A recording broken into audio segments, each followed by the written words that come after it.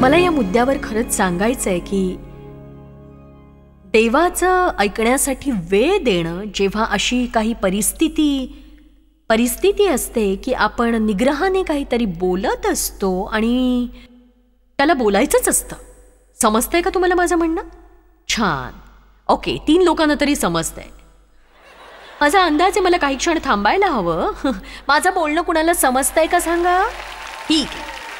काही गोष्टींसाठी किती लोकांकडे त्वरित असं उत्तर आहे. तुम्ही अशा प्रकारचे लोक नाही आहात ज्यांना विचार करायला वेळ लागतो किंवा तुम्ही केवळ म्हणजे तुमचं बोलणं संपण्यापूर्वी मी उत्तर देऊ शकते. मी आधीच ठरवून ठेवले 3 शब्दानंतर ते सगळं काही समजू शकतील आणि मी संपण्याची वाट पाहू शकत नाही, म्हणून माझं मार्मिक उत्तर तयार आहे. योहान अध्याय 5 वचन 30. मला हे अद्भुत असं वचन वाटतं. असं एखादं वचन आपलं जीवनमूल्य असावं. हे येशू स्वतः बोलतोय. मला स्वतःहून काही करता येत नाही स्वतंत्रपणे माझ्या मनाप्रमाणे. येशू म्हणतोय की तो स्वतंत्रपणे काहीही करू शकत नाही, तर देवाने शिकवल्याप्रमाणे व त्याच्या आज्ञेनुसार करतो. जसे मी ऐकतो तसा न्यायनिवाडा करतो. मला सांगितलं जातं ठरवायला त्याप्रमाणे ठरवतो. ज्या प्रकारे माझ्याकडे वाणी येते तशा प्रकारचा मी निर्णय घेतो आणि माझा निवाडा यथार्थ आहे. तो योग्य आणि नैतिक असा आहे, कारण मी स्वतःच्या इच्छेप्रमाणे किंवा दिसते त्याप्रमाणे नव्हे, तर ज्याने मला पाठविले त्याच्या इच्छेप्रमाणे, त्या पित्याच्या इच्छेप्रमाणे आणि आनंदासाठी करतो. वा, तुम्ही हे कमीत कमी 25 वेळा वाचायला हवं तुमच्यात ते उतरण्यापूर्वी. तो म्हणतो की मी स्वतः काहीही करत नाही. मी कुणाचा न्यायनिवाडा करत नाही किंवा निर्णय करत नाही किंवा देवाकडे न जाता मतप्रदर्शन करत नाही. त्याचा ऐकत असतो आणि म्हणून तो म्हणतो की मी परिस्थितीचा निवाडा केला, मला करावा लागला, तो नक्कीच यथार्थ असतो, कारण निर्णय मी स्वतः घेत नाही, तर मी देवाला माझ्या अंतःकरणाशी संवाद साधू देतो. मी सांगते अशा खूप गोष्टी आहेत ज्या आपण बोलणार नाही आहोत. जर आपण काही क्षण थांबलो, काही क्षण आपल्याला शांती मिळते की नाही हे पाहण्यासाठी, तर अशा पुष्कळ गोष्टी आहेत ज्या आपण बोलणार नाही. पुष्कळ असा चहाडखोरपणा आपण करणार नाही. पुष्कळ लोकांची गुपितं इतरांना सांगणार नाही. पुष्कळसं मतप्रदर्शन जे आपण करत असतो ते करण्याची गरज नाही. आपण जर थोडेसे हळूवार असू आणि प्रयत्न करू की देवाच्या तालानुसार कसं वागायचं. देवाकडे एक ताल असतो आणि तो काही घाई गडबडीचा जलद गतीचा असा जीवनाचा मार्ग नसतो. आपण घरातून बाहेर पडताना इतके दबले गेलेले असतो की लोकांवर आपण दिवसभर भुंकत राहतो. मग सगळं ठीक आहे. आता काही गोष्टी बघूया. मी इंटरनेटवर काही गोष्टी शोधायला लागले, कारण जवळजवळ प्रत्येक विषयावर तिथे चांगल्या गोष्टी असतात. आणि मग वाटलं की माझं स्वतःचं आयुष्य आहे, कशाला पाहिजे ही गोष्ट दुसऱ्या गुणाची. येशूला दाखले सांगावे लागले, पण मला अजून एकही सांगावं लागलेलं नाही. मला कधी गोष्ट तयार करावी लागली नाही, कारण संदेश देण्यासाठी त्यावर आधारित माझ्याकडे स्वतःच्या जीवनात काही ना काही आहेच.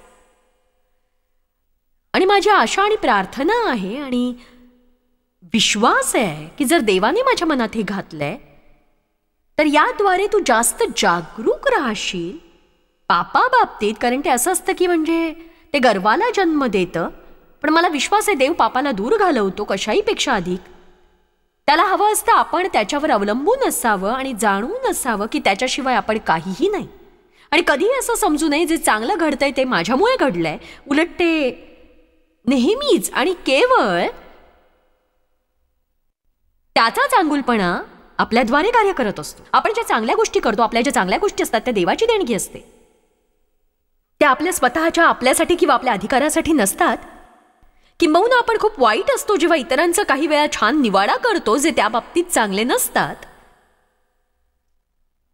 मी घरगुती बायबल अभ्यास घ्यायचे ज्याद्वारे माझ्या सेवा कार्याची सुरुवात झाली. सुरुवातीला जवळपास 25 लोक असायचे आणि एक मुलगी नियमित येत असे. त्या काळी तिचं लग्न झालं होतं आणि ती गर्भवती होती. जेव्हा ती गर्भवती झाली तिला वाईट वाटत राहिलं सतत. मग ती आजारी पडली आणि ती नियमित येऊ शकत नव्हती. तिच्या जीवनात खूप समस्या होत्या आणि निश्चितच मी आणि माझ्या काही मैत्रिणींनी ठरवलं की आपण तिच्याकडे जायचं. आणि मग आम्ही तिच्याशी बोललो की ही खूप शरमेची गोष्ट आहे की तू येत नाहीस आणि ही स्वतःला शिस्त लावत नाहीस, कारण तू आलंच पाहिजेस. आणि तिने अगदी सहजपणे सगळं सोडून दिलं आणि मग तिला खूप वाईट वाटलं ती आली नाही म्हणून. पण तिच्या आयुष्यात खूप गोंधळ होता, तो तसाच चालू राहिला. आणि पुष्कळदा आपण बोलतो पण आपल्याला समजत नाही आपण काय करतोय ते. आपण इतके बोलतो की आपल्याला त्या बोलण्याचा अर्थच लागत नाही आणि आपण आपलं तोंड चालवण्यातच इतके गर्क असतो की आपल्याला खरंच समजत नाही आपलं काय चाललंय. आणि बघा, त्यावेळी मला 3 मुलं होती आणि अजून चौथा होण्याचा प्लॅन तरी नव्हता. पण काही वर्षांनी देवाकडून मला प्रेरणा मिळाली अजून एक मूल होऊ द्यावं म्हणून. आणि त्यावेळी सगळ्यात धाकटा 10 वर्षांचा होता आणि डेवला वाटलं हिला वेड लागलंय. आणि एक सांगू, तुला काय वाटतं यावर? आणि मला मनापासून तसं वाटत होतं आणि डेवने लगेच सहमती दिली आणि तो म्हणाला ठीक आहे. आणि मी खूप आनंदी आहे कारण ते मूल आता CEO आहे जॉयस मायर्सच्या स्टेट साईड पोर्शनचं. आणि आमचा एक मुलगा वर्ल्ड मिशनची जबाबदारी बघतो आणि बाकीची मुलं मीडिया आउटरीच आणि ऑफिसमधली काही कामं. तर बघा, मी प्रेग्नंट होते आणि ज्या वेळी मी प्रेग्नंट होते मला इतकं महान वाटलं होतं. मला फक्त म्हणजे मला खूप छान वाटत होतं मी गर्भवती आहे. म्हणजे सुरुवातीच्या काही आठवड्यात थकवा जाणवायचा पण त्यानंतर सगळं ठीक होतं.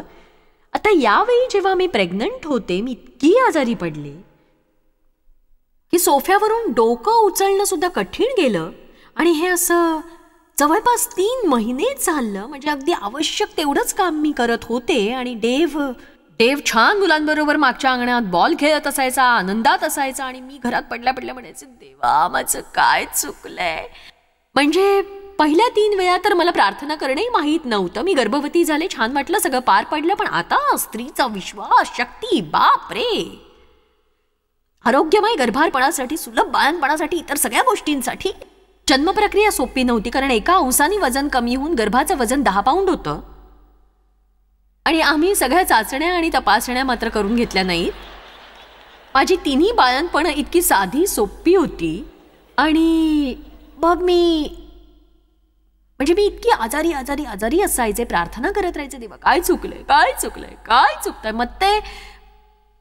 मत्तय 7च्या मार्गदर्शनाने मी चालायचे. बघूया आपण मत्तय 7.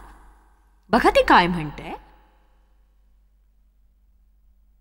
मी सांगू शकणार नाही तुम्हाला किती वेळा मी मत्तय अध्याय 7 वाचलंय. ते मला काही कळत नव्हतं. कुणाचाही न्याय करू नका, टीका करू नका आणि दोष काढू नका. आता माझ्या बाबतीत 31 वर्ष आधी घडलंय. कुणाचा न्याय करू नका, टीका करू नका, दोष काढू नका. म्हणजे तुमचाही न्याय होणार नाही, टीका होणार नाही, दोष काढले जाणार नाहीत. त्याच संदर्भात ज्या मापाने तुम्ही इतरांना मापून द्याल त्याच मापाने तुम्हास मापून देण्यात येईल. ज्या मापाने तुम्ही इतरांना मापून द्याल त्याच मापाने तुम्हास मापून देण्यात येईल. देवा मला जाणून घ्यायचंय काय चुकलंय ते. मला तू असं का वेगळं ठेवलंयस? मी आजारी का ते मला कळायला हवं. मला वाईट का वाटतंय मला काहीच समजत नाही. मी विश्वासाचा वापर करते आणि तरीही काय चुकतंय देवा? असं काही दिवस चालू होतं आणि तुम्हाला समजतं की कधी कधी हे अद्भुत असतं की किती संथ असतं काही मिळवणं. आणि म्हणून चला उर्वरित भाग आपण 1 मिनिटात वाचूया. आपण अचानकपणे देवाने त्या मुलीला आणलं माझ्या मनामध्ये आणि मी ऐकलं ते सगळं काही जे मी आणि इतर स्त्रिया बोलत होतो. आणि तो त्या वचनाचा भाग होता वचन 6. ते म्हणतं, जे पवित्र ते कुत्र्यांना घालू नका आणि आपली मोते डुकरांपुढे टाकू नका. टाकाल तर तो कदाचित आपल्या पायांखाली ती तुडवील आणि उलटून तुम्हास ती फाडतील. हो, माझा वैयक्तिक विश्वास आहे आणि याचं मी फक्त संक्षिप्त रूप करू शकते. वैयक्तिक विश्वासाने मी म्हणू शकते आपल्याकडे जे मोती आहेत ते म्हणजे लोकांवर आपण प्रीती करू शकतो, ही पवित्र गोष्ट. आणि मग जेव्हा आपण लोकांवर प्रीती करत नाही ते म्हणजे शत्रू पुढे ते टाकून देतो आणि त्याने ते तुडवावं म्हणून. आणि बायबल पुढे म्हणतं की नंतर शत्रू आपले मोडून तोडून तुकडे करील. आणि प्रीती हे सैतानापासून संरक्षण करते आणि प्रीती हे आत्मिक युद्धातील पराकोटीचं हत्यार आहे कुणासाठीही. एखादी व्यक्ती जेव्हा अत्युच्च आत्मिक युद्ध करते म्हणजे ती लोकांवर प्रीती करते. मी ख्रिस्ती होते. जर तुम्ही मला विचारलं असतं तू लोकांवर प्रीती करतेस का, मी म्हटलं हो मी प्रीती करते. प्रीती तेव्हा माझ्यासाठी केवळ गोड बोलणं आणि एक संदेश आणि एक सिद्धांत आणि फक्त प्रसंगानुरूप एवढाच अर्थ होता त्याचा. आणि मी व्यावहारिकतेत ते आणत नव्हते माझ्या जीवनात. आणि जर आम्ही त्या मुलीवर प्रीती केली असती तर आम्ही काय करू शकलो असतो, तर तिला मदत केली असती. आमच्यापैकी बरेच जण होते असं म्हणणारे तू सभेला यायला हवंस, आम्हाला वाटतं तू सभेला यावंस. आम्ही जर तिला काही मदत केली असती, काही लोक आम्ही तिच्या घरी जाऊन घर तिचं साफ केलं असतं किंवा इतर कामाला मदत केली असती, मी जर बाजारहाट किंवा किराणा सामान आणला असता, असं सगळं जर आम्ही केलं असतं तर मी खात्रीने सांगते पहिले 3 महिने मी आजारी पडले नसते माझ्या गर्भारपणाच्या काळात. चला आता आपल्या जीवनात किती समस्या असतात याचं मला आश्चर्य वाटतं.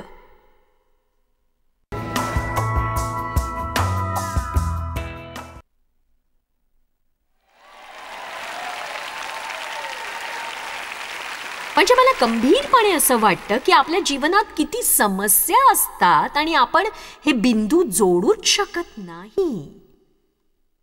आपण अगदी अनभिज्ञ असतो, आपल्याकडे काही धागेदोरे नसतात. देव आपल्याला मार्ग दाखवतो पण अनभिज्ञ लोकांना योग्य मार्ग मिळत नाही. ते तसेच पुढे जाऊन तेच करत राहतात वारंवार आणि वारंवार आणि पुन्हा एकदा. जर जीवनातल्या कुठल्या समस्येला तुम्ही तोंड देताय, त्यातून तुमची सुटका होत नसेल तर देवाला नम्रतेने विचारा तुम्ही असं काही आहे का ज्याकडे मी लक्ष द्यायला हवं आणि त्यासाठी मी पश्चाताप करायचीही गरज. मी तुम्हाला असं नाही म्हणणार की तुमची प्रत्येक समस्या तुम्ही कुणाचा तरी निवाडा केला म्हणून आली आहे, हा मूर्खपणा आहे, मी असं नाही म्हणणार.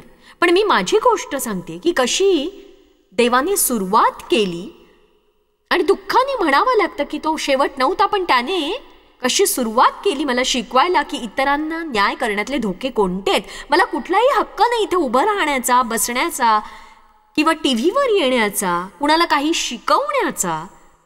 जर मला काही वैयक्तिक प्रगटीकरण मिळालं नसेल तर मला वाटतं यालाच अभिषेक म्हणतात, जेव्हा तुमची कृती आणि उक्ती तुम्हाला समजते. आणि एक सांगू, दुसऱ्यांचा न्याय करणं खूप घातक आहे आणि ही अशी काही सहज घेण्याजोगी गोष्ट नाही. अगदी काहीही किंवा आपल्या सगळ्या मतांकडे इतक्या सहजपणे पाहण्याजोगी नाही. आपण देवाला मदतीसाठी सांगायला हवं आणि आपल्या स्वभावानुसार अधिक प्रीतीने चालावं आणि लोकांसंबंधीच्या आपल्या मतप्रदर्शनात देखील आपण काळजी घ्यावी.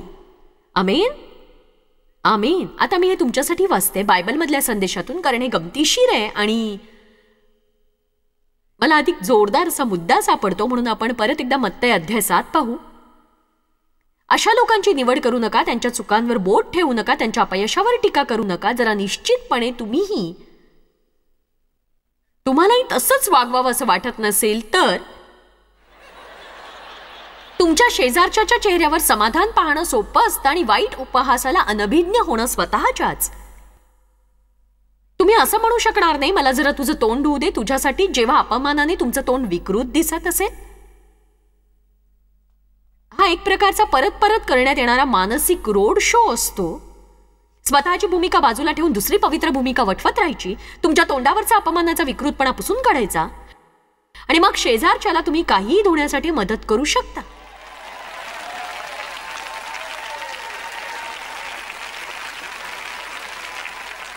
इथे कोणता संदेश आहे की जर तुम्ही या उदाहरणाचा अभ्यास केलात पूर्णपणे तर एक भाषांतर असं म्हणतं की दुसऱ्याच्या डोळ्यातलं कुसळ काढायचा प्रयत्न करू नका जेव्हा तुमच्या डोळ्यात अख्खं मुसळ असतं. आणि मूलभूतपणे ते सांगतं की कारण तुम्ही योग्य ते करत नाही. एक सांगू, जर तुम्ही इतरांकडे पाहत असाल आणि स्वतःकडे कटाक्षही टाकत नसाल तर मग कुठलाच मार्ग नाही तुमच्यासाठी योग्य प्रकारे प्रीतीने आणि दैवी मार्गाने जाण्याचा. परत एकदा मी सांगते की वाईट वागण्याकडे दुर्लक्ष करू नका. तुम्ही कुणाच्या अंतःकरणाचा निवाडा करू नये, कारण शेवटी देवासमोर उभं राहायचंय किंवा एक वेळ असते जेव्हा देवाचं पाचारण असतं आणि योग्य मार्गाने योग्य शब्दाने उचित करण्यासाठी. बघा, जर तुमच्या डोळ्यातच मुसळ असेल, कल्पना करा, आहे असं नाही पण कल्पना करा जरा की जर तुमच्या डोळ्यात मुसळ असेल, त्याचे टोक असं बाहेर आलं असेल आणि तुमच्या डोळ्यातलं कुसळ काढण्याचा मी प्रयत्न करतेय, काय घडेल याची कल्पना कराल. माझ्या मुसळाचा तुमच्या डोळ्याला वाईट मार बसेल. हो,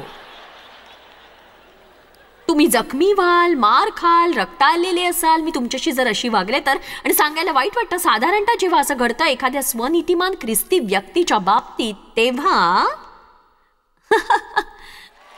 आमेन. आपल्याला हवा असणारा हा मार्ग नाही. आपल्यापैकी जर कुणी एक सेकंद थांबून विचार करील की देवाने आपल्याला कशासाठी क्षमा केली आहे त्याचा, अरे बाप रे. आता दुसरी गोष्ट बघा, एकदा मला संदेश वाहकाच्या बाबतीत काही बोलायचं होतं, त्यांच्या काही शिक्षणाच्या सत्रात उपस्थित राहिल्यावर. आणि मी म्हटलं की ती व्यक्ती केवळ एक सशासारखी डावी उजवीकडे धावते, विषयाचा सार मांडत नाही, गोंधळात टाकणार आहे, ती एखाद्या विषयाला चिकटून राहिली तर बरंच होईल. हे सगळं असं मी बोलले, हे सगळं विसरून जाऊया, आपण पुष्कळ काही बोलत असतो, जाऊया विसरून जाऊ, असा शेरा मारतो आपण शेवटी आणि आपलं मत असतं. आणि मग त्यानंतर मी प्रयत्नपूर्वक संदेश द्यायला सुरुवात केली. मला जाणवलं की अजिबातच अभिषेक नाहीये आणि संदेश देणं साधारणतः माझ्यासाठी सोपं आहे. आणि हे म्हणजे ती जणू काही देणगी आहे. कसं करायचं हे मी कधी शिकले नाही, अभ्यास केला नाही करण्यासाठी, क्लासला गेले नाही. संपर्क साधण्याची मला देणगी आहे आणि म्हणून मी त्यासाठी प्रयत्न करत नाही, झगडत नाही, काही बोलण्यासाठी मला श्रम करावे लागत नाहीत. आणि म्हणून जेव्हा मी बोलते आणि मग माझ्या घड्याळाकडे बघते तेव्हा अपेक्षा असते पूर्ण झाल्याची. मला ठाऊक आहे की काहीतरी समस्या आहे. आणि मग मी 2 ते 3 आठवडे घेतले आणि आठवड्यांपूर्वी मी काही सभा घेत होते, त्यानंतर यापेक्षा खूप लहानशा सभा होत्या त्या, आणि नक्कीच तोवर मी टीव्हीवर आले नव्हते. तुम्ही बघा, देवाने आपली प्रगती करावी असं आपल्याला वाटतं, पण प्रगती होत असताना प्रत्येक वेळी आपलं शरीर थोडं थोडं कमजोर होत असतं.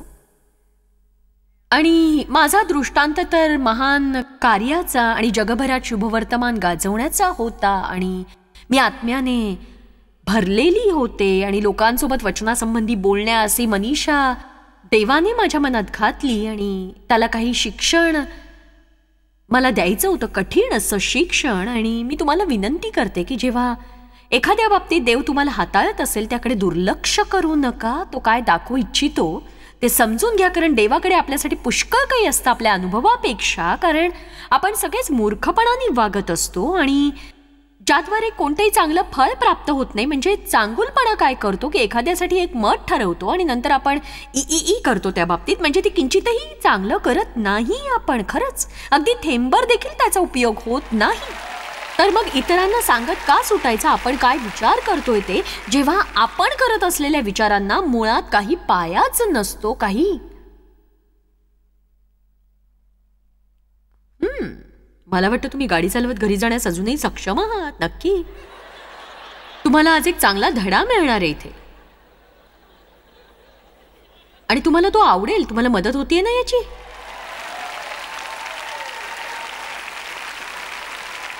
तुम्ही जर तो टीव्ही बंद करायचा विचार करत असाल, करू नका, कारण तुम्ही सुद्धा हे ऐकण्याची गरज आहे. त्यानंतर जवळजवळ 3 आठवड्यांनी मी घरी गेले आणि डेवला सांगत होते, मी म्हटलं या जगात माझं काय चुकलंय कळत नाही आणि मला जाणवतंय की संदेश देताना काही अभिषेकच नाहीये. आणि तो म्हणाला, तुला ठाऊक आहे तू ते सांगू शकणार नाहीस, तुझा संदेश सुंदर होता पण मला ठाऊक आहे. म्हणून मी त्याला म्हटलं, मी माझ्या ऑफिसमध्ये जाते आणि मी रात्री पलंगावर जाणार नाही जोवर देवाकडून मला याचं उत्तर मिळणार नाही. आणि मी तिकडे गेले आणि डेव झोपायला गेला आणि मी देवाकडून उत्तर मिळवू पाहत होते. काहीच नाही. दुसऱ्या दिवशी सकाळी डेव मला म्हणाला, मला वाटतं तुझं काय चुकलं ते मला माहिती.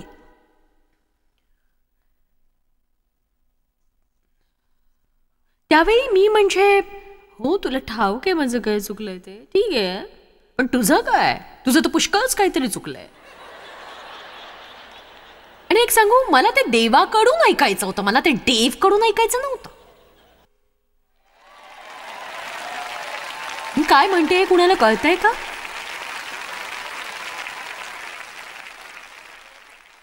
पण असं घडलं होतं की देव माझ्या पाठीशी होता आणि तो गर्व या गोष्टीच्या मागे होता. माझं काय चुकलं हे त्याने मला सांगितलं नाही, त्याने डेवला सांगितलं, कारण ती सुधारणा स्वीकारण्यासाठी मला अजून थोडं खाली यावं लागणार होतं. म्हणजे मला असं म्हणता यायला हवं होतं की देव माझ्याशी बोलला आणि आता मला कळलंय काय समस्या आहे. ते देवात आणि माझ्यातच राहील आणि देवला मी काही सांगणार नाही त्या बाबतीत. पण तसं असलं तरी देवाने मला सांगितलं नाही, त्याने त्याला सांगितलं. आणि म्हणून मी म्हणजे ठीक आहे, काय चुकलं.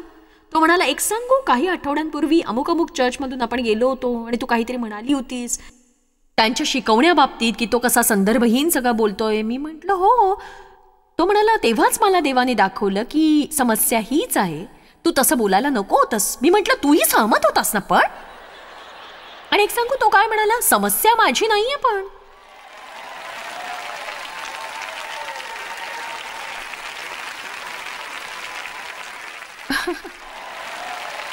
आणि डेव्हने बोटाने एक प्रकारे लिहायला सुरुवात केली जमिनीवर त्याच्या बोटानी. कारण तो असं म्हणाला की ऐक, मी फक्त तुला देवाने मला काय सांगितलंय तेच सांगतो आहे. या संदर्भात तुला काय करायचं ते तुझं तू बघ. आणि तो खोलीतून बाहेर गेला. आणि त्या ठिकाणी मी परुषी सारखी उभी होते की कोण पहिला दगड मारणार आहे ते. आता जर त्याने विवादाला सुरुवात केली असती तर त्या क्षणाचं महत्व माझ्या दृष्टीने कमी झालं असतं. आणि चला, आता मला वाटतंय तुम्हाला हे कळावं. एक सांगू का की आपण खूप काही बोलतो, आपण देवाला कार्य करायला जागाच ठेवत नाही. आणि आपला प्रयत्न असतो की आपल्याला हवं असतं की देवानेही आपल्याशी सहमत व्हावं. चला आता, तुमच्या काही समस्या सुटण्यासाठी याने तुम्हाला मदत होईल. म्हणजे माझ्याकडे पूर्ण वेळ लिहिण्यासाठी एक बाई आहे, मी पतीशी संपर्कच साधू शकत नाही, आपण कशाविषयी बोलू शकत नव्हतो. काय चुकतंय. हो, तुम्हाला सांगू, कदाचित पुष्कळदा तुम्ही खूप बोलत असता. आता बघा,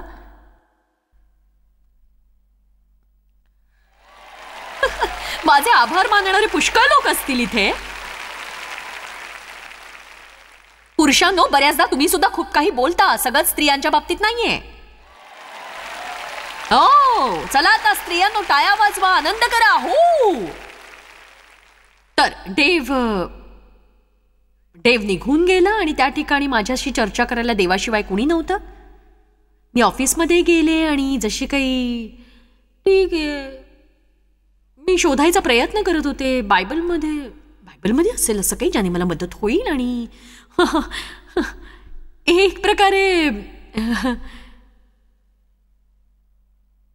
एक प्रकारे मी कॉफिन बॉक्समध्ये होते आणि खिळे मारणं बाकी होतं. याकोब अध्याय 3 वचन 1, तुम्ही पुष्कळ जण शिक्षक होऊ नका, स्वतःचे नियम आणि इतरांचे टीकास्त्र. माझ्या बंधूंनो, आपल्या शिक्षकांना अधिक दंड होईल हे तुम्हाला माहिती आहे आणि अधिक कठोरपणे इतर लोकांपेक्षा आपण अधिक मोठ्या उत्तरदायित्वाची अपेक्षा करतो आणि मोठ्या दोषीपणाची देखील. तर देवाला देवला हाताळायचं नव्हतं. जरी देव माझ्याशी सहमत होता तरी लोकांपुढे उभं राहून तो शिकवणार नव्हता. आणि म्हणून तुम्ही नीट ऐका, सगळा न्याय निवाडा घातक आहे. मला वाटतं सगळ्यात मोठी घातकी गोष्ट तुमच्यासाठी ती आहे की एकाच व्यवसायात असलेल्या व्यक्तीचा तुम्ही न्याय करता ज्यात तुम्ही असता, किंवा एकाच देणगीचा वापर करणाऱ्या बाबतीत जी तुमच्याकडेही असते. कारण मी निश्चितपणे असं म्हणत होते, काहीही न बोलता, की तो माझ्या इतका चांगला संदेश देत नाही.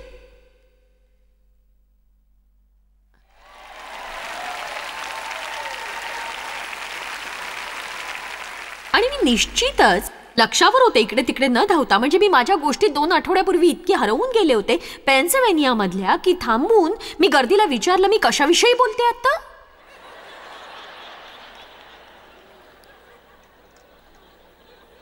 म्हणजे मीही त्या संदेशासारखं विषयाचा संदर्भ सोडून बोलले होते. आता मी पुन्हा विषयावर येण्यात हुशार आहे. पण सर्वसाधारणपणे मुद्दा असा होता की देव मला दाखवत होता की मला तुझा उपयोग करायचा आहे, अभिषेक करायचा आहे वचन सांगण्यासाठी. तर दुसऱ्या संदेष्टांचा न्याय करू नकोस तू. आपण कुणावरही टीका करू नये. गर्विष्ठपणे आणि घमेंडखोरपणे, विशेषतः जे आपल्याच क्षेत्रात काम करतात त्यांच्यावर तर नक्कीच नाही. प्रार्थनापूर्वक तुम्ही देवाकडे अधिक प्रीतीत चालण्यासाठी मागणं मागायला हवं. प्रेषित पौल चर्चसाठी प्रार्थना करतो आणि म्हणतो की माझी प्रार्थना आहे तुम्ही प्रीतीत वाढावं. याचा अर्थ शब्दांनी आणि कृतीनेही लोकांची योग्य प्रकारे वागून, आपल्याला जसं त्यांनी वागवावंसं वाटतं तसं वागून, ही खरी प्रीती आणि हे एक उच्च पातळीवरचं युद्ध आपण आत्मिक रीतीने लढू शकतो. जर तुम्हाला शत्रूवर सामर्थ्यानिशी वर्चस्व ठेवायचं असेल, त्याला तुमच्यावर हावी होऊ द्यायचं नसेल, तर एक मार्ग आहे तो म्हणजे त्याच्यासोबत अधिक प्रीतीत राहा आणि आपलं लक्ष केंद्रित करा प्रीतीच्या